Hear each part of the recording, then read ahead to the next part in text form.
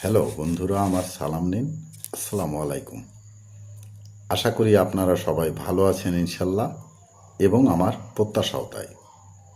সেই সাথে আমার প্রীতি ও শুভেচ্ছা নেই। আজ এ পর্যায়ে যে বিষয়ে কথা বলবো তা হচ্ছে আল্লাহ তাআলা পিতামাতার আদব, সম্মান এবং তাদের সাথে সদ্ব্যবহার করাকে নিজের এবাদতের সাথে একত্রিত করে ফরজ করেছেন। তিনি আরও বলেছেন, আমার শকর করো এবং পিতামাতারও। আল কোরআন। এ পর্যায়ে এখানেই রাখছি।